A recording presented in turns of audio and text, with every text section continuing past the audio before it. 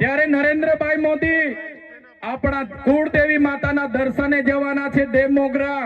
દેવમોગરા એ મહારાષ્ટ્ર, મધ્યપ્રદેશ, ગુજરાત અને રાજસ્થાનના લાખો લોકોનું આસ્થાનું કેન્દ્ર છે.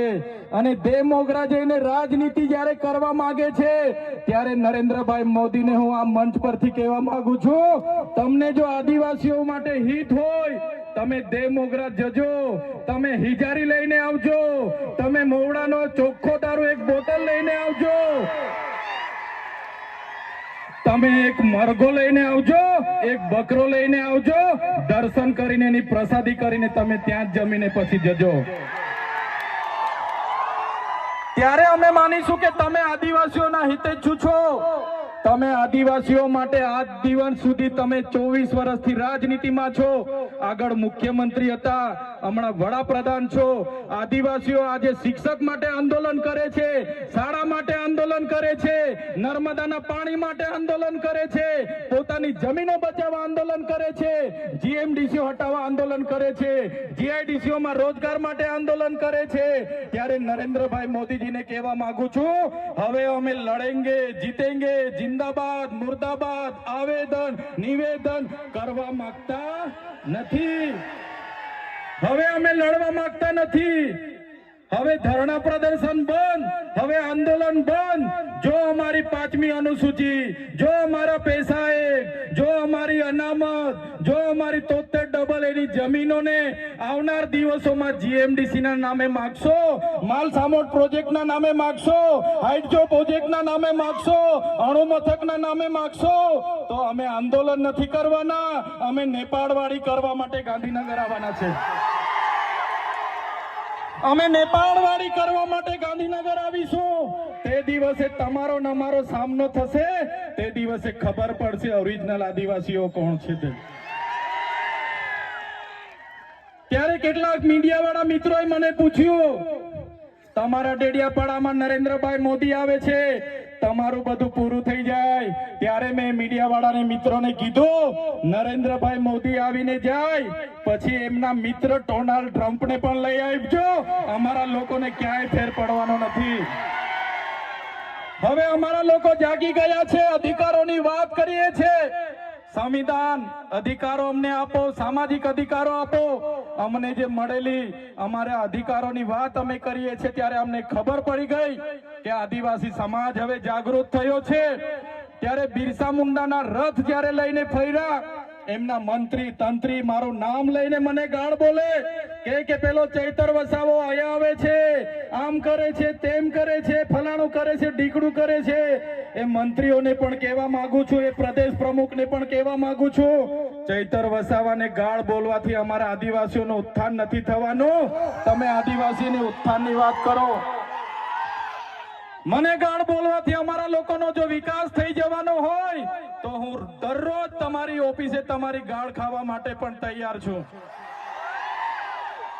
સાથીઓ, અમે અનંતભાઈ સાથે વિધાનસભામાં લડીએ, રોડ પર લડીએ, સદન પર લડીએ અને આદિવાસીઓની ન્યાયની વાત કરીએ, અધિકારની વાત કરીએ. આ લોકોને ગમતું નથી. અનંતભાઈ પર અનેક કેસ થાય, મારા પર અનેક કેસ થાય, અમને જેલોમાં નાખવામાં આવે, પણ અમે આ સરકારની જેલોથી અમે ડરવા વાળા લોકો નથી, અમે લડવા વાળા લોકો છે.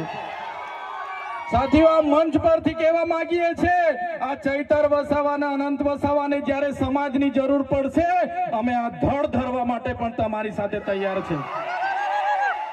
આ ધડ ધરવા માટે પણ અમે સમાજ માટે તૈયાર છે. એ ગુજરાતના મુખ્યમંત્રી ભૂપેન્દ્રભાઈ પટેલ, એ ગુજરાતના ઉપમુખ્યમંત્રી હર્ષભાઈ સંઘવીની પોલીસમાં પાણી નથી કે આ ચૈતર વસાવાના અનંત પટેલને એરેસ્ટ કરી શકે.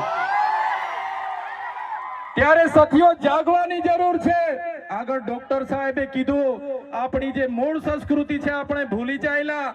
આપણો નંદરિયો દેવ, આપણો ગામનો હિમારિયો દેવ, આપણો વાઘ દેવ, ગોવાળ દેવ, આપણો કાળિયો ભૂત, આપણે ધરતી માતાને પૂંજનારા, આપણે નદી નાળાને પૂંજનારા, આપણે ચંદ્ર અને સૂર્યને પૂંજનારા, આપણે પ્રકૃતિના પૂજક તરીકે છે. ત્યારે જન્મ મરણની વિધિ, લગ્નની વિધિ આપણે ભૂલી ચાલ્યા છે.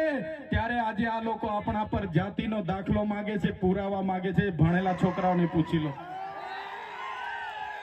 સાથીઓ, જે આપણી રીત પરંપરાઓ છે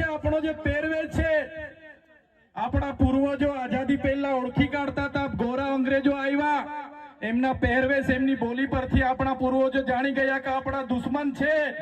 આજે તો આપણે એ લોકોની સંસ્કૃતિ અપનાવતા થઈ ગયા, એ લોકોના પેન્ટ શર્ટ પહેરતા થઈ ગયા, એ લોકોના જીન ટી શર્ટ પહેરતા થઈ ગયા, એ લોકોના બૂટ સૂટ આપણે પહેરતા થઈ ગયા. આપણી બહેનો પણ આજે પંજાબી પહેરતી થઈ ગઈ, ડ્રેસ પહેરતા થઈ ગયા, ચોળિયા ચોરી પહેરતી થઈ ગઈ, જીન શર્ટ ટી શર્ટ પહેરતા થઈ ગયા. ત્યારે આવનારા દિવસોમાં આપણો દુશ્મન કોણ છે તે આપણને ખબર પડવાની નથી. ત્યારે આપણે મૌલિક નૈતિક મૂલ્ય આપણે જાળવવા પડશે. આપણી બોલી ભાષા આપણે સાચવવી પડશે. આપણો પહેરવેશ, આપણી સંસ્કૃતિ, આપણા વારસામાં મળેલી આપણી પરંપરાઓ, રીત રિવાજો આપણે સાચવવા પડશે. સાથીઓ, આપણા વિસ્તારમાં વૈશ્વિકરણના નામે જમીનો છીનવાય છે, ઔદ્યોગિકરણના નામે જીઆઈડીસી આવી, એમાં જમીનો છીનવાઈ ગઈ. અને તમે જોઈ લો, આજે ધર્માંતરણના નામે આદિવાસીઓને ભોળવામાં આવે છે. આજે શિક્ષણના નામે ધર્મના પ્રચારો થાય છે. ત્યારે મારા આદિવાસી સાથીઓને કહેવા માંગુ છું, જે દિવસે આપણે આદિવાસી તરીકે મટી જઈશું તે દિવસે આપણું અનામત પણ આપણને મળવાનું નથી. તે દિવસે આપણે જમીનો પણ બચાવી નથી શકવાના. સંવિધાને આપેલી જળ, જંગલ, જમીન પરના અધિકારો પણ નથી બચાવી શકવાના. ત્યારે આ લોકોને આપણે કહેવાનું છે કે આપણે હવે ઓરિજિનલ આદિવાસીની રીત રિવાજમાં, પહેરવેશમાં, આવા કાર્યક્રમમાં આપણા ઓજારો સાથે, વાજિત્રો સાથે ઉપસ્થિત થયેલા છે. ત્યારે મારા તમામ વડીલો, તમામ યુવાનો, માતા બહેનોને વિનંતી છે કે આ કાર્યક્રમ એ સમાજનો કાર્યક્રમ છે. અને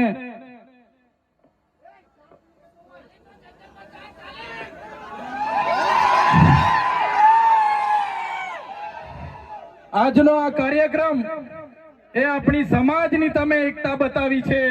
આજે ભાજપના એ નેતાઓને, ભાજપના એ મુખ્યમંત્રી, ઉપમુખ્યમંત્રીને અને ભાજપના એ વડાપ્રધાનને આદિવાસીઓની તાકાત આજે આપણે બતાવી દીધી છે. એ બદલ બધાનો ખૂબ ખૂબ આભાર. આ આપણી તાકાત છે. અને જ્યારે પણ કોઈ જીએમડીસી ની વાત આ વિસ્તારમાં લઈને આવશે, જ્યારે પણ આ વિસ્તારમાં હાઇડ્રો પ્રોજેક્ટના નામે ગામડાઓ વિસ્થાપિત કરવાની વાત કરશે, કોરિડોરના નામે ગામડાઓને વિસ્થાપિત કરવાની વાત આવશે, માલસામોડ પ્રોજેક્ટના નામે ગામડાઓ વિસ્થાપિત કરવાની વાત આવશે, કે કેવડિયાની મારી બહેનોને હેરાન કરવાની વાત આવશે, તે દિવસે પણ આવો ઘોડાપુર આપણે પહોંચવાનું છે. તે દિવસે પણ ઘોડાપુર થઈને આપણે પહોંચવાનું છે. ત્યારે મારા સાથીઓ, મારા વડીલો, મારા યુવાનો,